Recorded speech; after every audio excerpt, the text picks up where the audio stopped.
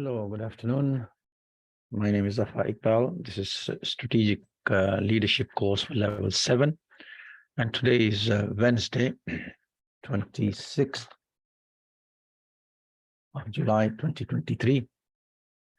Yesterday, we looked at LO2, LO3, which was to do with the understanding the impact of leadership on organizational performance, whereby we looked at different nature of organization effectiveness and its performance. Okay, there were three criteria. We looked at the differences between efficiency and effectiveness.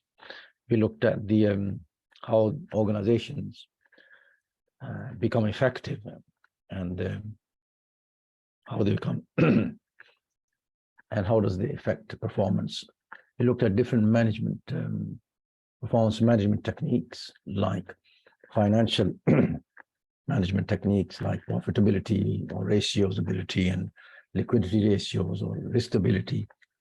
And we looked at non-financial performance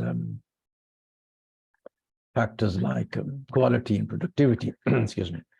We looked at other techniques like balanced scorecard, benchmarking, functional strategic, and learning and growth, and so on. Okay. So today, what we're going to look at is LO4, which is the learning outcome number 4, and is to do with the understanding ethical decision and organizational value. So we need to look at the ethical issues today regarding the strategic leadership. Okay, so let's go. Let's go through it. So there are about 3 criteria that we're going to look at. The first one, which is 4.1, which is look at the critical exploration of the exercise of leadership and power and influence. So whereby we look at the different the differences between leadership and this power. Okay. Second assessment criteria, second learning outcome we're going to look at is to look at the importance of ethics, values, and corporate social responsibility to an organization. Okay, and the third criteria we're going to look at is the leadership and sustainability concepts and trends, and what is the sustainable development. So there are 3 criteria we're going to look at in LO4 today. Okay, so let's start with the first one, which is to look at the critically looking at the exercise of leadership and power and influence. So you may have read in other subjects about leadership, and you should know about leadership and how leadership and power and influence affects the exercise in the organization. So let's go through what is a leadership. A basic definition of a leader, one you know that we studied in the other subjects as well, is a leader is somebody who exercises influence over other people, and this can be expanded into a more complex definition. For example, when we look at the leadership in an interpersonal influence, or it's a kind of an activity that is interpersonal in its sense, which is directed towards the achievement of a specific goal or goals, many goals. It's interpersonal in the sense that it's the leadership style is between people. There is a lot of communication. There's a lot of interaction. There is a lot of gathering between people. Communication is very important, and it's in influence in the sense that there is the power to influence others. There's power to affect others, and there's a goal achievement. Okay, so we need to achieve something. We need to do something. We need to make sure that we do. Okay, maybe there are longer term goals. Maybe there are we need to do, and so therefore it's very important that we have something in mind, and the leadership helps us achieve those goals. Okay, don't confuse leadership with some concepts of management, because they're not the same. Management is something different, and the leadership something different. Last time we looked at the leadership or leadership style and who's a leader, And what's the difference between a leader and a manager? Okay, so you should be able to gather the difference between a leadership or between a leader and a manager. Okay, Robert Blake and Jane Monton, they carried out a research into managerial behavior, and they observed two basic dimensions of leadership. One's based on cost of production or concern for production, and the other one's based for concern for people. This is very important. So when we look at the concern for production, i.e. it's task-oriented or task performance, and when we look at the other, which is the concern for people, we find that both are completely different. If you look at this grid, for example, there are some coordinates. On the horizontal side, we have concerns for production, and on the vertical side, we have concern for people. The concern for production stems from low to being high, and similarly, the concern for people goes vertically from low to high. Okay, so if you look at these coordinates, for example, when it's low, concern for production, and when it's low, concern for people, that means the management is impoverished, i.e. the manager only makes minimum effort to get the job done. Okay, he's not bothered, he doesn't care. Okay, he's very low in his concern for production is very low, and his concern for people is very low. So maybe it's a style of management, maybe it's like a couldn't care less or laissez-faire style of management, for example. I'm not saying that it is, I'm saying it can be. Okay, or you can relate it to similar to laissez-faire style of management. If you look at your 1.9, the coordinates, 1.9, which is low for low concern for production and high concern for people, that means the management or the manager is thoughtful and attentive to the needs of the people, leading to a comfortable and friendly organization, but very little work done. Okay, so you can say it's a country club kind of management. Similarly, when we go to when there is a high 9.1, when we look at the high concern, okay, when we look at the high concern for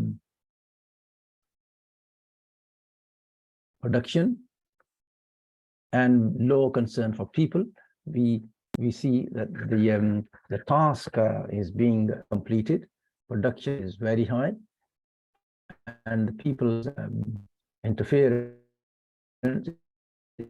we can say it's about task management. The manager is concerned to deliver, to achieve the task. So Robert Blake and Jane Monton has come up with a few of these concerns of leadership style theory. So you can go through the rest of the coordinates, the middle of the road management, there's team management, and you can see where your leadership styles fits in, or the current leadership, and you can design and appropriately design training and development to enable yourself or your managers to move from 9.1 to a maximum of 9.9, which is team management. So whereas the production is high, where the achievement of goal is high, where the leadership style is at their best, and the two areas combine to foster good working relationship, and there's a high level of achievement. Okay, so this is what they've come up with, their leadership style theory. Okay,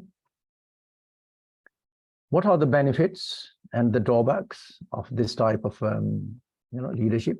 Now the benefits stems from we can say the managers can determine how they are viewed by their subordinates. We can see benefits in terms of managers are determined. Managers are very high achievers, for example. They're concerned for their staff, and they're concerned for their production. But the drawbacks is the position of team management is accepted as the best form of leadership, and so on. So the grid assume that there is a style of leadership or style of management that can be categorized into different mentions, and that results can be plotted on the grid. Okay, so there are benefits and there are drawbacks to this plotting the grids into a type of grid.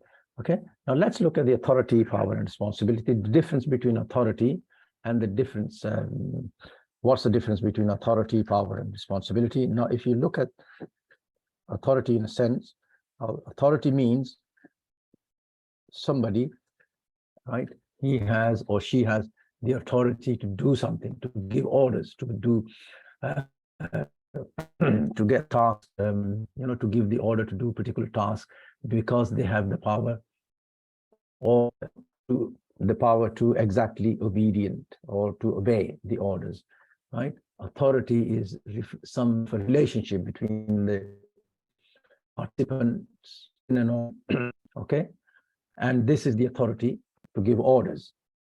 FAIL, for example, it defines authority in terms of the right to do something or ask somebody to do something and expects it to be done the way, because it's orders, okay?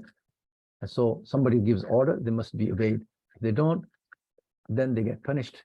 Then they get, some kind of punishment, right? Or maybe they get some criticism, or maybe they need to, do something in order to do.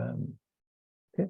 When we look at power, power is something, is the ability to be able to do something or make another person do something. Right? This is the thing that you have, and when a manager has the power, right, or maybe when the manager has the authority to ask his team to do something, then the team should comply. Okay, or if they refuse, then the power,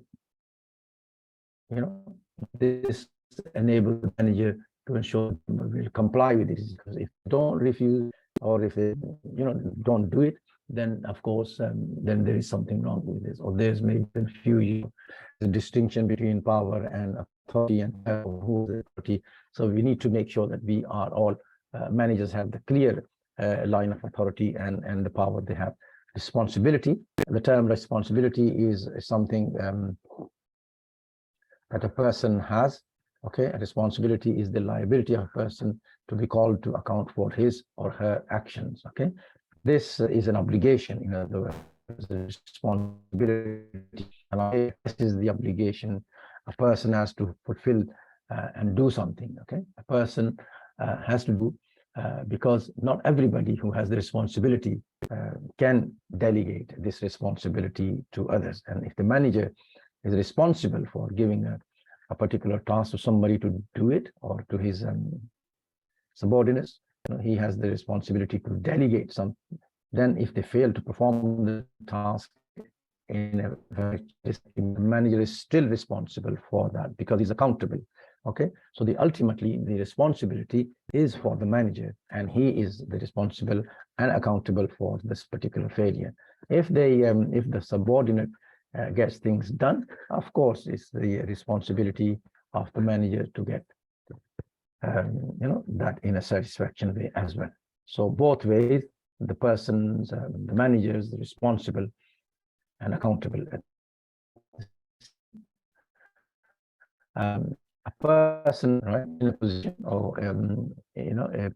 could in every organization or in any organization, position and authority, responsibility should go hand in hand. Okay, authority and responsibility goes hands in hand.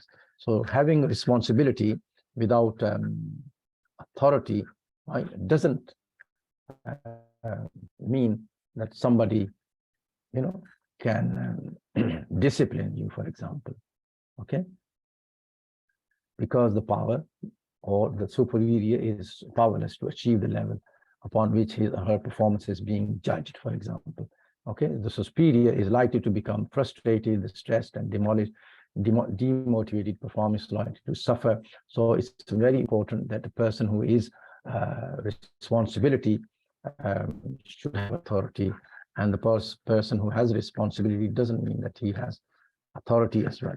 Okay, having authority without responsibility means that the people are in a position to false security. Managers who are not really accountable for their authority may exercise their authority in an irresponsible way. So this means that they are not benefit to the organization, or they're not of benefit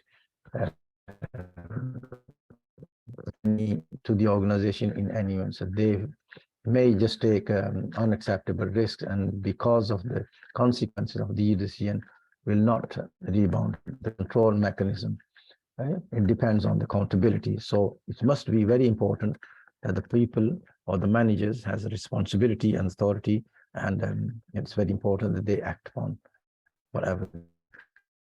If not, to do something about this. Now we come to look at the types of power, the distinction between powers. Some are, French and Raven, for example, defines 4 sources of power. Okay. Legitimate power, for example, reward power, there's a coercion power, there's expert power, there's referent power.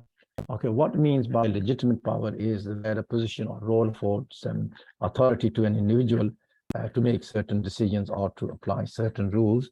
Reward power, for example, is where an individual has the ability to reward another for carrying out a task or behaving in a certain way. Or is where a person or manager has the ability to punish somebody for carrying out a task, or for not carrying out a task, or carrying out wrong task. For example, they can punish in the sense of reducing wages, for example, or demoting, or shifting their responsibility to other, or maybe changing the job role or something, or whatever. Expert power is where the person who's responsible, who's a specialist, in other words, who has got technical knowledge, for example, and they have some kind of expert power they relied upon for this power. For example, technical knowledge, or medical specialism, or any computer specialism, or any other specialism they have, or information power, then they are known as the expert power. And the referent personal power refers to an individual who has interpersonal skills, for example, the ability to influence others to carry out a task or behave in a particular way. So they are so French and Raven, for example, he has or they have come up with different types of sources of power, and then we can apply these types of power to see whether they work or not. Now, coaching and mentoring, okay, are 2 different things. Coaching, look, you are looking at a particular process. This is a structured process, and it's with a well-defined focus. But mentoring, the distinction between mentoring is normally somebody who has an extensive experience with the mentee's business, while coaching can be carried out by someone who doesn't have the role or business of the coachee. So the coaching is a particular structured way, and the mentoring is using the experienced person's knowledge and their experience. And you can learn from mentoring others, and there is a confusion between what is coaching and what's mentoring. So we must be very clear what is the distinction between, because they both are quite different in reality. Okay, so therefore we must, when we are directly involved in day-to-day running, okay, this day-to-day running, day-to-day tasks, day-to-day issues, coaching needs to be focused on that particular. Mentoring is a long-term or career development based perspective. So we must be very clear what's the aim of coaching and what's the aim of mentoring. Mentoring is a long-term process developing a person's career, whereas coaching is to do with day-to-day, focusing on the day-to-day tasks and issues directly involved in a person's daily roles. Okay. Now let's look at the trust and empowerment. Trust and empowerment are also 2 different things. Okay. Now empowerment is something which is involved or involves giving people some greater control over their working lives.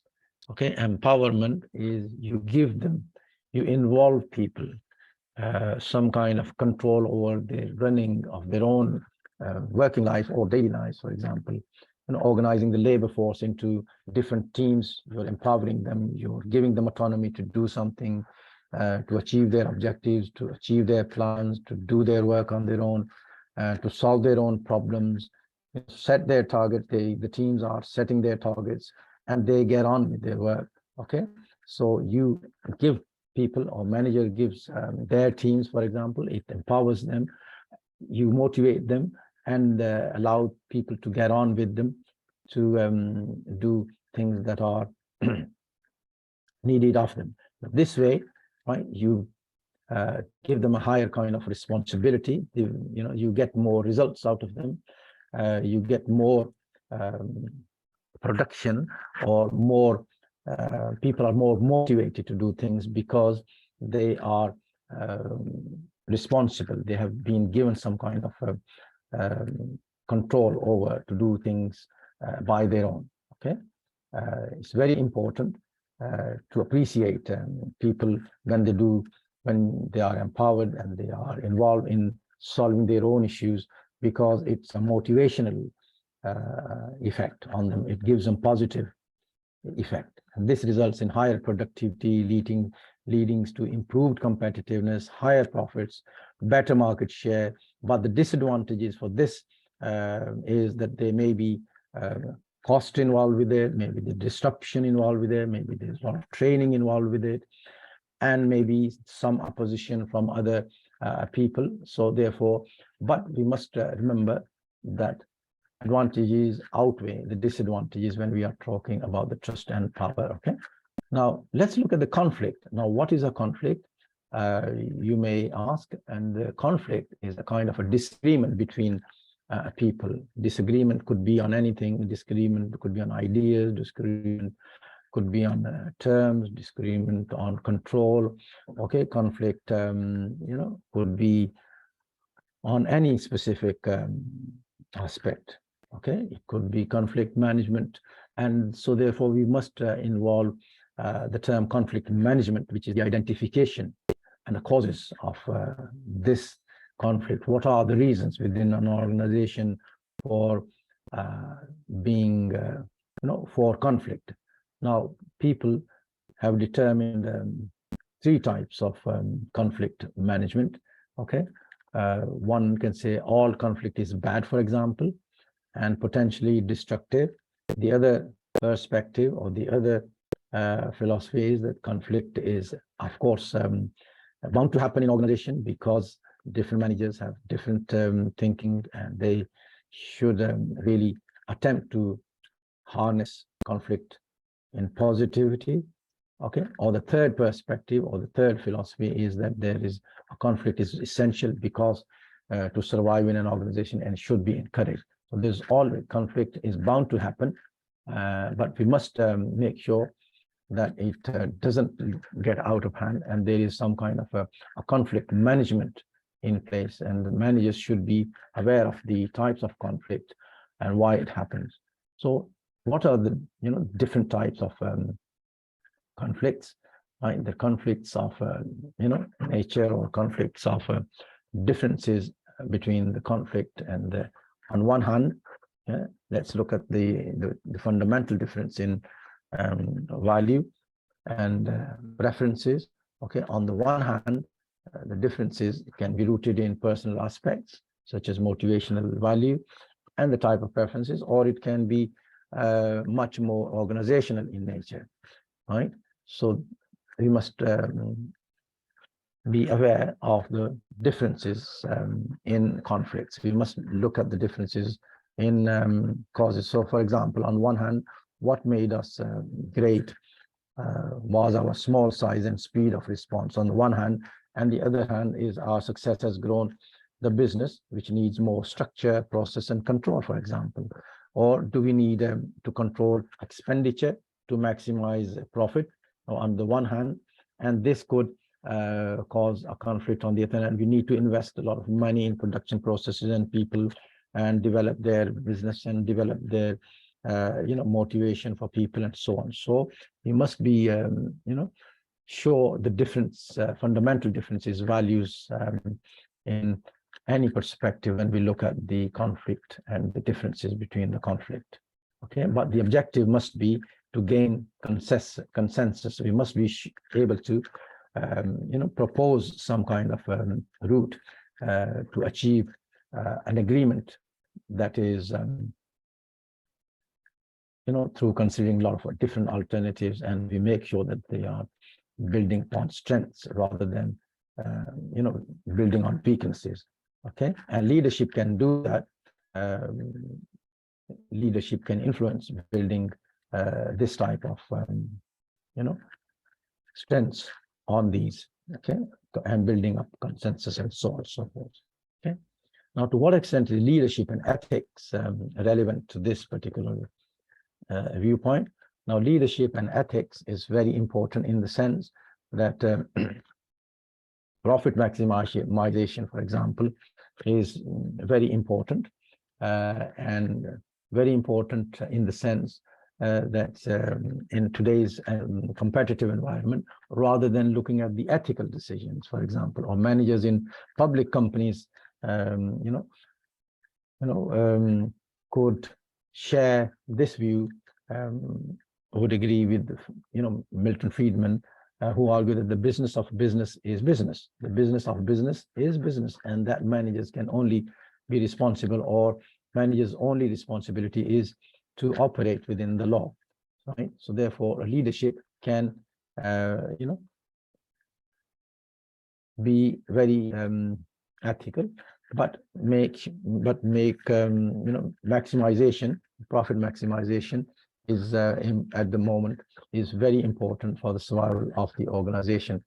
Firms like, for example, Sports Direct and Uber, take this approach of profit maximization and growth rather than building on ethical reputation. Okay, but it has a negative publicity about their decision making on employees' working conditions and other factors or other business performance.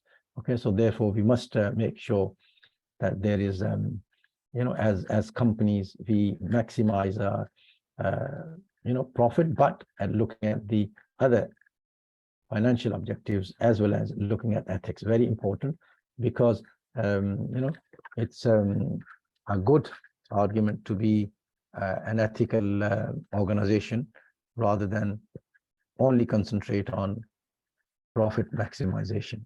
So what we looked at is 4.1. Okay. Let's summarize. 4.1 was to do with looking at certain ways of exploring the exercise of leadership, power, and influence. And we saw that the leadership, we saw that the power, we saw that the authority and influence of power is very important in exploring and how the leadership affects working organizations or working people, and there are benefits, and we distinguish between authority and responsibility, and made sure that the types of power, we know that, and it's we looked at different types of trust and empowerment, leadership and conflict, and type of how the influences 2.1, how the exercise of leadership can help to move this forward. Now let's look at 4.2, which is to look at, let's have a look. Okay, the 4.2 is looks at the importance of ethics, right? Values and corporate social, CSR. Now, what you need to do here is we need to look at the distinguish between what is ethics, what's values, and what's CSR. Now, these days it's very important that all of the larger organizations are, to some extent, socially responsible. Okay, they have some kind of policies, they have some kind of practice to have such kind of a sustainable development, and of course, it's a legal obligation as well, or it's ethical obligations on organizations to give back to the society, to give back to the community what they think the organization must do in order to do good for the environment. So, for example, let's look at what is ethics, what's values, and what's CSR.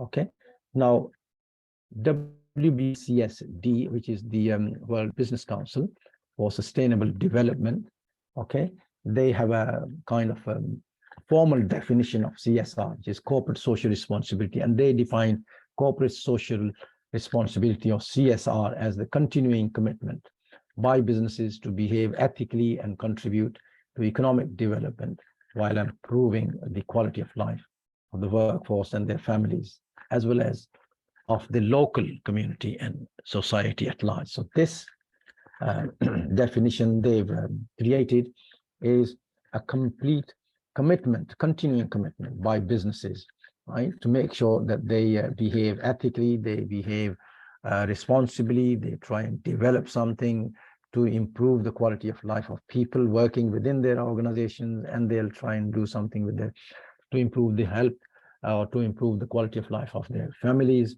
right, as well as the local community, society at large. So which this refers that the company should be sensitive to the needs and wants of all the stakeholders in business operations, not only for the benefit of the shareholders, but the stakeholders.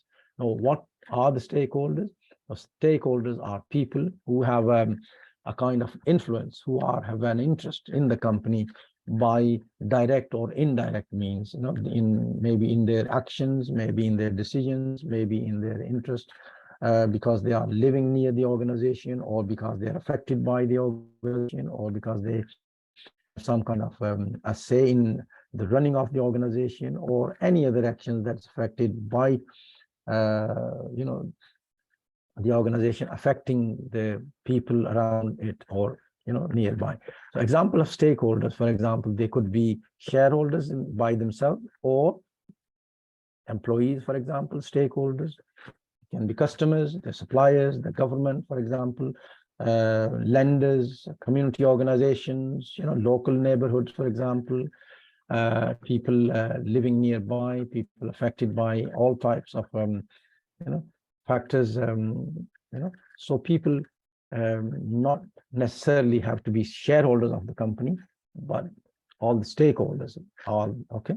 So stakeholders can be anybody affected by, or you know, influenced by the actions of any organization, and so therefore the company must take some kind of decisions and actions to make their you know, stakeholders at ease.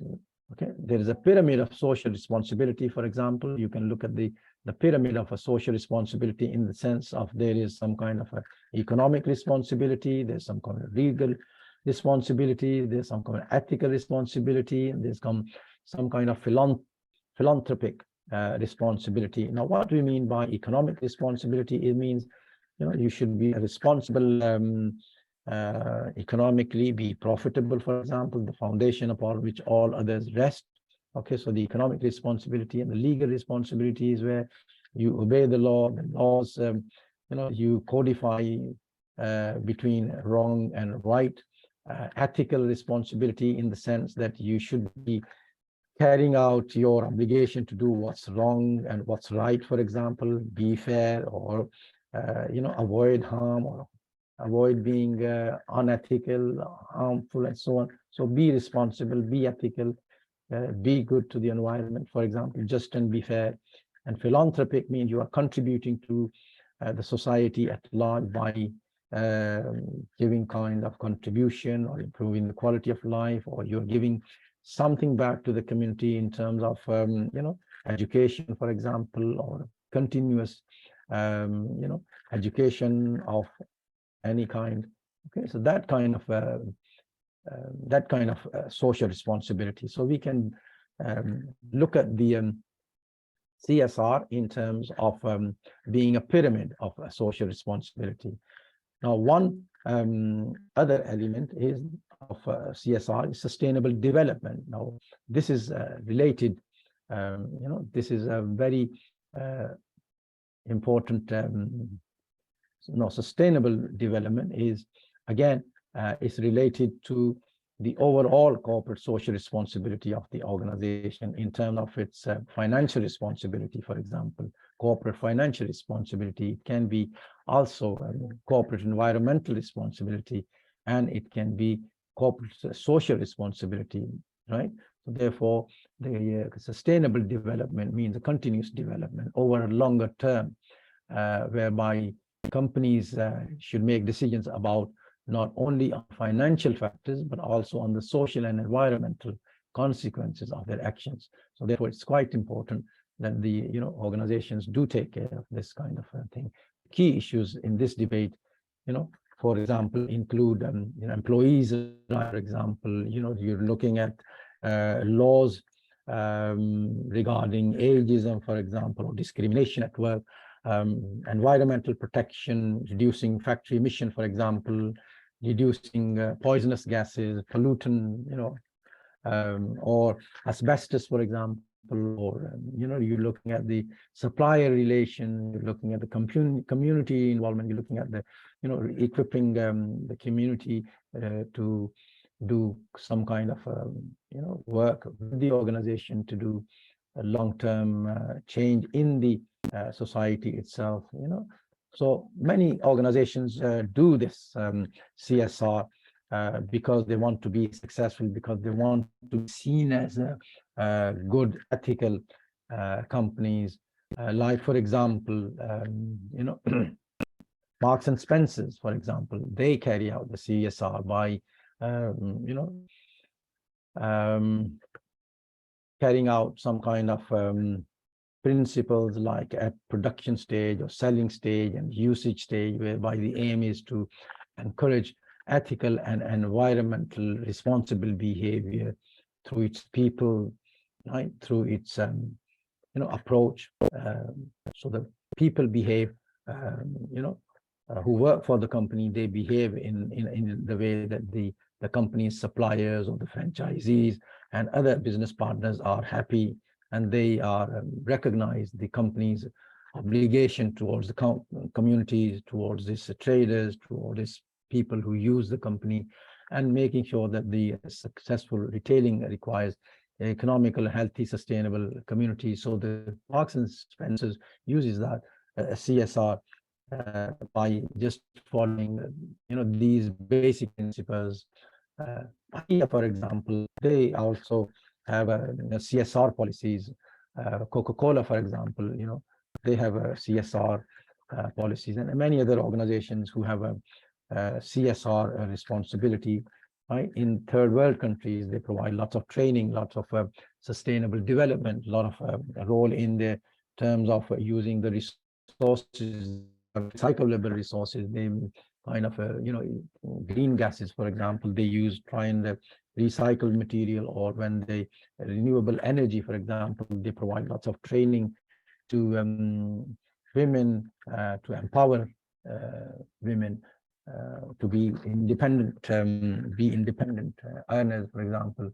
And this way, the importance of CSR lies for the success of the organization, because the organization is paying back to the society without the business benefits, without even getting a financial reward, but it's creating an image of being a very responsible organization. So the impact of CSR, for example, could be how well a company is performing regarding its performance on utilization of assets, or utilization of our empowerment, or impact of the CSR can be seen in terms of expenses being written off when it occurred. Okay, or you can use other things. You can look at the impacts of CSR building on the communities, for example. Okay, how we can do that, how we can see the impact on of CSR. You can use balanced scorecard, for example, to look at the financial perspective, to look at the customer's perspective, or to the internal perspective, which is reporting on the efficiency, how utilized the internal efficiency of the business. When we are looking at the innovative or innovation perspectives, we look at the development of new products and services, or we can look at the balanced scorecard in terms of these different approaches. Okay, we can look at the financial and non-financial elements, where we look at the profit ratios or asset ratios or capital employed and so on and so forth. So balanced scorecard is a good a kind of approach you can use to see the impact of CSR on organizations. Okay, and maybe another way you can gauge the impact of CSR is to look at the bottom line reporting. Right, this refers to the expanding the reporting framework to include not only the financial outcome but also the environmental performance. Okay, so this is the performance bottom line reporting on people, planet, profit. Therefore, you can use this as an approach to look at the impact of CSR or on organizations. Okay, so in summary, 4.2 looks at the importance of ethics, values, and corporate social responsibility, which is CSR. The ethics, i.e., to what extent are you ethical? Are you fair? Are you just? Right? And to what extent is your organization being CSR? Are they contributing anything to the environment or to the people or to the society or to the community? Are they giving back anything, any contribution? Are they giving anything back to the community in terms of development, of empowerment, in terms of sustainable development, in terms of the resources, in terms of how ethical you are, and you should see that. Now let's look at 4.3. Now 4.3 is you look at evaluating the leadership and sustainability concepts and trends, and this is a continuing theme from 4.2, looking at the sustainable development. Okay, now sustainable development, and it's look at the sustainable development on environment and the development itself, and it looks at the leadership's contribution on the sustainable development. Okay, and that 4.3 looks at this. So let's go through it. So we need to be able to look at the sustainable development. Now, sustainable development is a kind of a longer term, isn't it? Longer term development over the lives and health of future generations, for example. This is, this is what a sustainable development is. Now, World Bank, says sustainable development is about people, better lives now, and a healthy planet for future generations. So very much to do with sustainable means it's a longer term.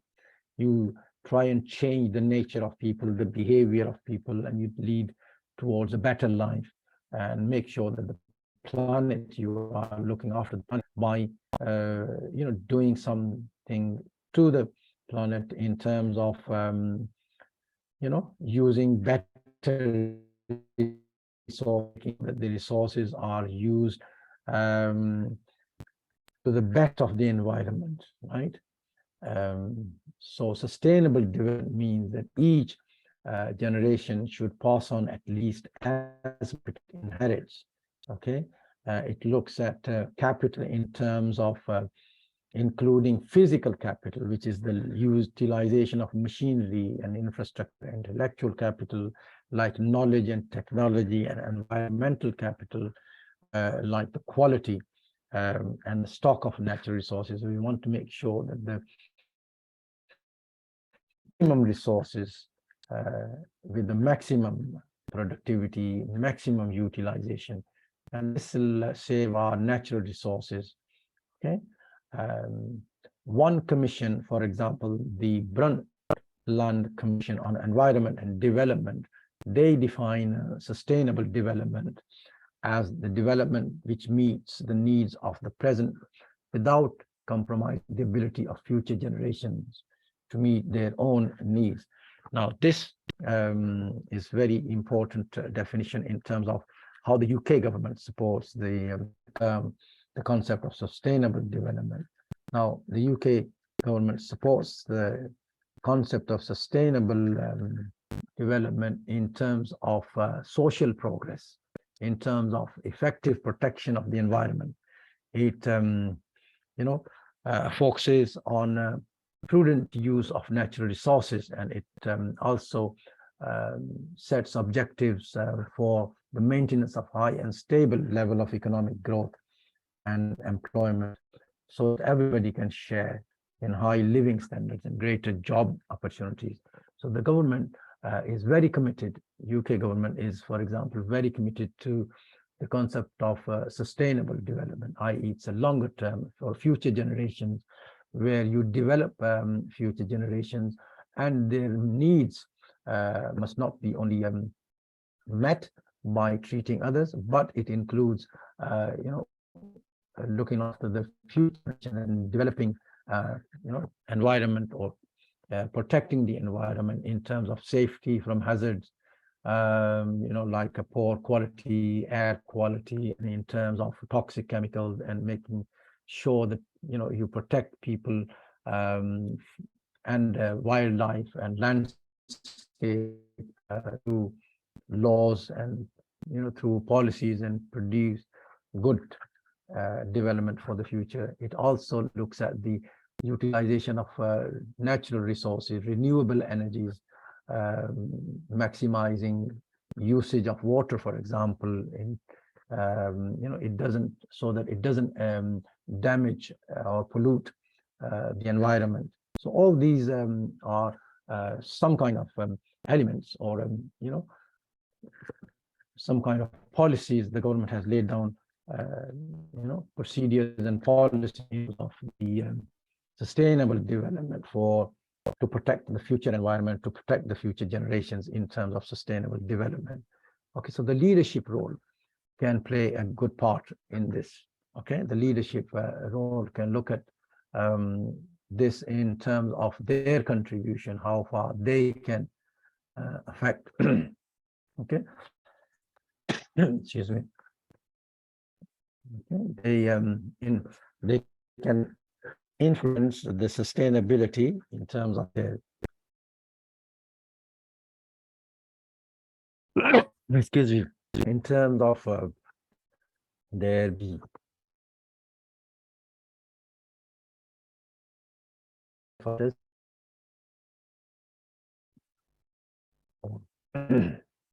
or transparency.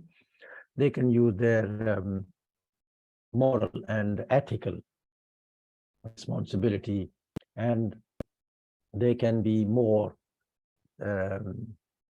transparent in terms of all this. We mean the leadership can try and seek feedback to improve interaction with others, and they should be accurately describing how others view their responsibilities or capabilities. Okay, and also they can, the authentic leadership can be more responsible and more ethically responsible in terms of using views, using challenges, using their positions, in terms of listening to different points of views and coming to certain kind of conclusions, and so on. Okay, so they can be more rational, for example, more transparent in terms of saying exactly what they mean by this sustainable development. Okay, they should also try and be more responsible in terms of admitting mistakes when they made.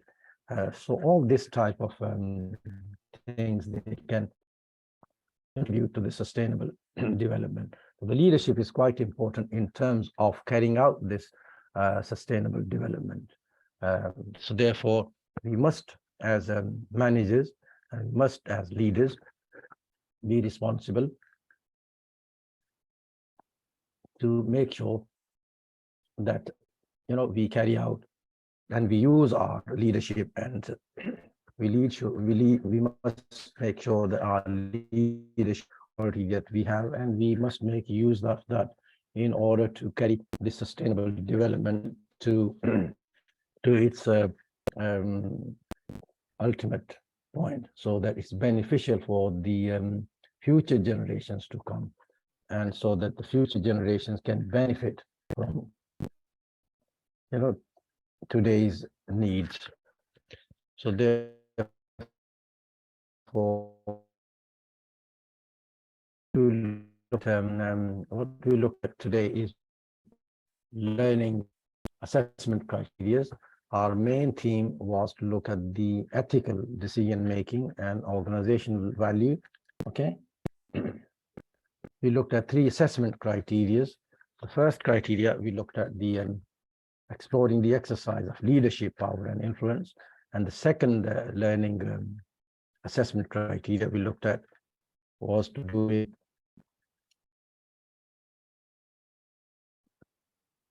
evaluating or reviewing the importance of ethics, values, and corporate CSR, corporate social responsibility. And the third learning assessment criteria was to do with sustainable development, or help the sustainable development in terms of their concepts and trends. So all in all, we can say that the today's session is very important in terms of sustainable development and the ethics and values, and the leadership can play a very important role in organizing all this together. Now, there are references you can look at. Okay, there are some resources, useful resources you can go through. There's some recommended reading list. Recommended reading list, one of the good reading book is Johnson and Scholes and Whittington, Exploring Corporate Strategy, Chapter 6. There's a book by Manipals International Business, Sage publication. And you can also look at Hill International Business, New York, 2001, or any other of these books. You can try and read, or you can look at the internet, Google research. There is online resources like, for example, www.bplan.co.uk or businessteachers.org.uk. You can look at the articles there. You can look at ACCA, F5, F2, or cema.org.uk, or www.tutor2u.net/, right? And click in or type in sustainable development, or type in kind of ethical issues that organizations face, or examples of ethical issues they are trying to solve or trying to implement, or organizational conflict and values, and how do they use these ethical decision making in terms of contributing to the development of communities and people at large, right? So there is lots of material on the internet, and you are advised to do some reading. Okay, if you have any questions, please let us know. Either type in or text or write an email or drop us a line, anyhow you like. Thank you very much for joining, and we will see you another session soon on your assignment.